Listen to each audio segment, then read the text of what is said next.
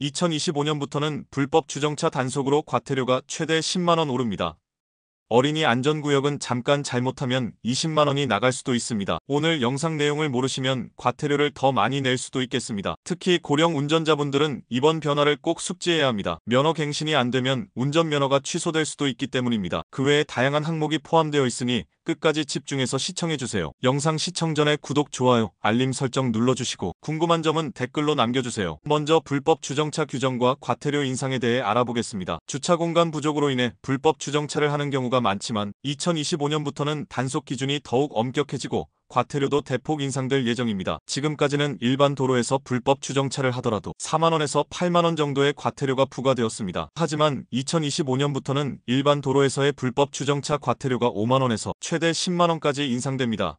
특히 도심 혼잡 지역에서는 10만 원을 넘을 수도 있습니다. 두 번째로 장애인 및 고령자 전용 주차구역 불법 주차 단속 강화입니다. 현재도 장애인 전용 주차구역에 일반 차량이 불법 주차할 경우 10만 원의 과태료가 부과되지만 2025년부터는 최대 13만 원으로 인상됩니다. 또한 노인 복지시설 및 병원 근처에 마련된 고령자 전용 주차 공간에 대한 단속도 강화될 예정입니다. 세 번째로 소화전 및 교차로 근처 주차 위반 과태료 인상입니다. 소화전 5m 이내에 주차할 경우 기존 8만 원이었던 과태료가 최대 12만 원으로 인상됩니다. 소방차의 긴급 출동을 방해하는 행위로 간주되기 때문에 단속이 더욱 강화됩니다. 또한 교차로 모퉁이에서 불법 주차를 할 경우에도 기존보다 높은 금액이 부과될 예정입니다. 그렇다면 단속 방식은 어떻게 바뀔까요? 기존에는 주로 경찰과 지자체 단속 요원이 직접 적발하는 방식이었지만 2025년부터는 불법 주정차 자동 단속 시스템이 대폭 확대됩니다. 주요 도심 지역과 주택가 골목에는 AI 기반 CCTV가 설치되어 불법 주정차 차량을 자동으로 감지하고 실시간으로 과태료를 부과하는 시스템이 적용될 예정입니다.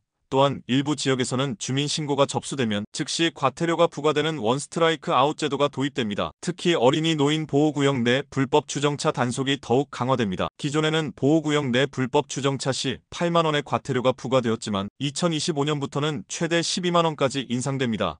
또한 단속 시간이 확대되어 평일뿐만 아니라 주말과 공휴일에도 집중 단속이 이루어질 예정입니다. 그렇다면 운전자들은 어떻게 대처해야 할까요? 가장 중요한 것은 정해진 주차구역을 이용하는 습관을 기르는 것입니다. 불법 주정차가 잦은 지역에서는 대체 주차 공간이 마련될 예정이므로 이를 활용하는 것이 좋습니다.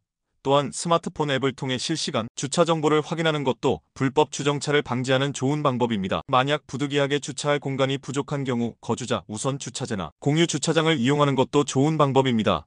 일부 지자체에서는 주차장을 공유하는 제도를 운영하고 있으며 이를 이용하면 불법 주정차 단속을 피할 수 있습니다. 한 가지 더 주의해야 할 점은 긴급 차량 및 장애인 차량 우선 주차구역을 철저히 지키는 것입니다. 최근 몇 년간 장애인 주차구역 위반 사례가 증가하면서 이에 대한 단속이 더욱 강화되고 있습니다. 또한 고령 운전자분들은 공영 주차장의 할인 혜택을 활용하는 것이 유리할 수 있습니다. 일부 지자체에서는 65세 이상 운전자에게 공영 주차장 할인 혜택을 제공하고 있으며 2025년부터는 이 혜택이 더욱 확대될 예정입니다. 따라서 거주지에서 제공하는 주차 할인 정보를 미리 확인하는 것이 좋습니다. 정리하자면 2025년부터 불법 주정차 과태료가 최대 13만 원까지 인상되며 자동 단속 시스템이 도입됩니다. 특히 장애인 및 고령자 주차구역 보호구역 내 불법 주정차 단속이 더욱 강화되므로 운전자분들은 반드시 법규를 지켜야 합니다. 다음으로 2025년부터 강화되는 보행자 보호법에 대해 알아보겠습니다. 보행자 보호법은 잘못하면 큰 문제가 될 수도 있으니 반드시 숙지하시길 바랍니다. 보행자의 안전을 강화하기 위해 교차로 우회전 규정이 변경되고 횡단보도 앞에서 무조건 정지해야 하는 새로운 규정이 시행될 예정입니다. 먼저 횡단보도 앞 일시 정지 의무 강화에 대해 알아보겠습니다. 현재는 횡단보도를 건너는 보행자가 있을 때만 차량이 정지해야 하지만 2025년부터는 보행자가 도로에 내려서지 않아도 반드시 정지해야 합니다. 즉 보행자가 횡단보도 앞에 서 있기만 해도 차량은 반드시 멈춰야 합니다. 이를 어길 경우 벌금 8만 원과 벌점 10점이 부과됩니다. 그렇다면 이 규정이 왜 강화되는 걸까요? 가장 큰 이유는 보행자 사고를 줄이기 위해서입니다. 경찰청 통계에 따르면 횡단보도에서 발생하는 교통사고가 전체 보행자 사고의 30% 이상을 차지하며 그중 상당수가 차량이 정지하지 않아 발생하는 사고입니다. 특히 고령 보행자는 반응 속도가 느려 차량이 멈추지 않으면 피할 시간이 부족합니다. 따라서 운전자는 횡단보도 앞에서 보행자가 있는지 없는지와 관계없이 반드시 멈춰야 합니다. 보행자가 횡단을 시작할 때까지 기다려야 하며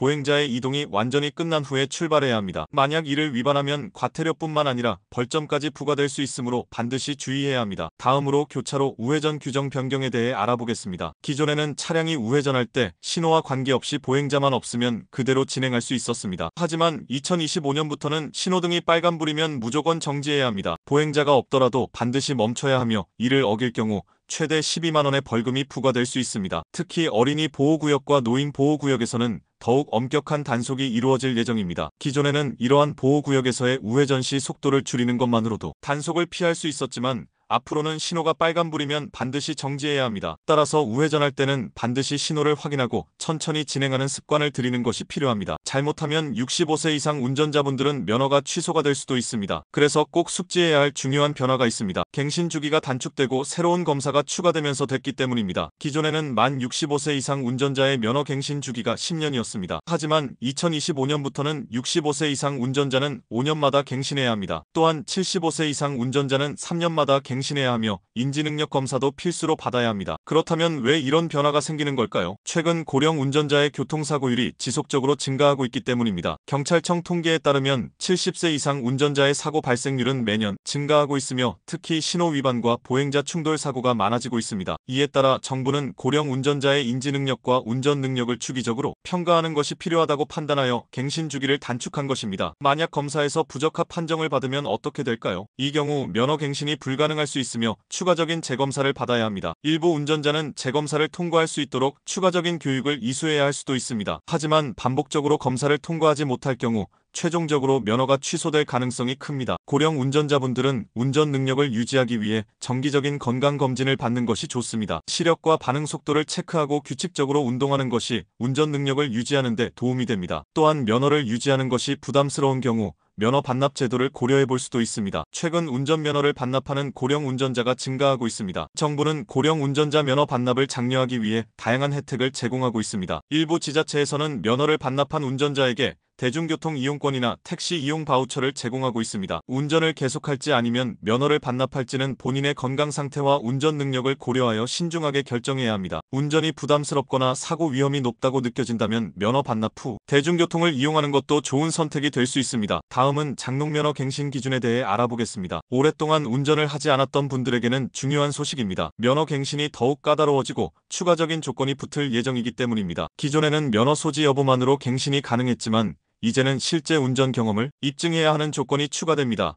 즉 일정 기간 동안 운전 이력이 없으면 면허 갱신이 어려워질 수 있습니다. 그렇다면 운전 경험을 어떻게 입증해야 할까요? 가장 기본적인 방법은 자동차 보험 가입 내역을 제출하는 것입니다. 만약 최근 3년 동안 본인 명의의 자동차 보험 가입 기록이 있다면 운전 경험이 있는 것으로 인정됩니다. 또한 타인의 차량을 운전했더라도 운전자 추가 등록이 되어 있다면 운전 경험을 인정받을 수 있습니다. 하지만 운전 기록이 전혀 없는 경우에는 어떻게 해야 할까요? 이 경우에는 면허 갱신 전에 별도의 도로 주행 시험을 거쳐야 합니다. 즉 실제로 차량을 운전하고 안전한 주행이 가능하다는 것을 직접 증명해야 합니다. 도로 주행 시험에서는 기본적인 주행 능력뿐만 아니라 교통법규 준수 여부도 평가됩니다. 특히 고령 운전자나 초보 운전자의 경우 추가적인 안전 교육을 이수해야 할 수도 있습니다. 정부는 운전 경험이 부족한 사람들을 위해 면허 갱신 전에 필수적으로 교통안전 교육을 받도록 하는 방안을 검토하고 있습니다. 그렇다면 장롱면허 소지자가 2025년 이후 면허를 갱신하려면 어떻게 준비해야 할까요? 가장 좋은 방법은 미리 운전 연습을 충분히 하는 것입니다. 운전 경험이 부족한 분들은 운전면허 학원의 도로 주행 연수를 받거나 가족이나 지인의 차량으로 연습하는 것이 필요합니다. 또한 도로 주행 시험을 대비하는 것도 중요합니다. 만약 운전이 어렵거나 면허를 유지할 필요가 없는 경우에는 면허를 반납하는 것도 하나의 방법이 될 수 있습니다. 정부는 운전이 부담스러운 고령 운전자나 장롱면허 소지자들에게 면허 반납 시 교통비 지원 등의 혜택을 제공하는 방안을 검토하고 있습니다. 실제로 일부 지자체에서는 면허를 반납하는 고령 운전자에게 대중교통 무료 이용권이나 교통비 지원금을 제공하고 있습니다. 따라서 본인의 운전 능력과 생활 방식을 고려하여 신중하게 선택하는 것이 중요합니다. 다음은 2025년부터 변경되는 운전면허 제도에 대해 알아보겠습니다. 자율주행차 시대를 대비한 새로운 면허 도입과 운전면허 시험 기준 변화가 포함되어 있어 운전을 계획하고 계신 분들이라면 꼭 알아두셔야 합니다. 먼저 새롭게 도입되는 자율주행 전용 면허에 대해 알아보겠습니다. 현재 자율주행 기술이 빠르게 발전하면서 레벨 3 이상의 부분 또는 완전 자율주행 차량이 도로에서 운행될 가능성이 높아지고 있습니다. 이에 따라 정부는 자율주행 차량을 운전할 수 있는 별도의 운전면허 제도를 도입할 예정입니다. 현재 대부분의 운전면허는 운전자가 차량을 직접 조작하는 것을 전제로 발급됩니다. 하지만 2025년부터는 자율주행 모드를 활용할 수 있는 차량만 운전할 수 있는 간소화된 면허가 도입될 가능성이 큽니다. 즉 자율주행 시스템이 장착된 차량을 운전하는 사람들에게는 기존의 복잡한 기능 시험이 면제될 수도 있습니다. 다음은 2025년부터 변경되는 차량 관련 세제 및 법규 변화에 대해 알아보겠습니다. 특히 경차 혜택 축소 이륜차 검사제도 시행 자동차 세금 개편 등 운전자들에게 직접적인 영향을 미칠 중요한 변화들이 포함되어 있습니다. 먼저 경차 세제 혜택 축소에 대해 알아보겠습니다. 기존에는 경차를 구매하거나 보유할 경우 다양한 세금 감면 혜택을 받을 수 있었습니다. 대표적으로 취득세 감면, 공영주차장 할인, 고속도로 통행료 할인, 혜택 등이 있었습니다. 하지만 2025년부터 일부 경차 혜택이 축소될 예정입니다. 특히 경차 취득세 감면 혜택이 축소되면서 신차 구매 시 부담이 다소 증가할 수 있습니다. 현재는 경차를 구매할 때 최대 50만 원까지 취득세가 면제되었지만 앞으로는 감면 한도가 낮아질 가능성이 큽니다. 지금까지 2025년부터 달라지는 교통법규 변화에 대해 알아봤습니다. 운전면허 갱신부터 보행자 보호법 강화, 65세 이상 운전자분들의 면허 갱신 주기 단축과 인지능력 검사 도입, 불법 주정차 과태료 인상 등은 모든 운전자에게 직접적인 영향을 미치는 중요한 사항이니 꼭 숙지하셔야 합니다. 무엇보다 이러한 법 개정의 목적은 단 하나, 모든 운전자와 보행자의 안전을 지키기 위해서입니다. 단속을 피하는 것이 아니라 사고를 예방하고 모두가 더 안전한 도로를 만드는 것. 이것이 가장 중요하겠죠? 여러분들은 오늘 영상에서 다룬 내용 중 가장 중요한 변화는 무엇이라고 생각하시나요? 또는 이러한 법 개정에 대해 궁금한 점이 있다면 댓글로 자유롭게 의견을 남겨주세요. 2025년부터 시행되는 법 개정이 나에게 어떤 영향을 미칠지 미리 준비하고 대비하는 것이 가장 중요합니다. 운전하시는 부모님, 가족분들께도 이 영상을 꼭 공유해주세요. 영상이 도움이 되셨다면 좋아요, 구독 부탁드립니다. 알림 설정을 해두시면 앞으로도 유익한 정보 놓치지 않으실 수 있어요.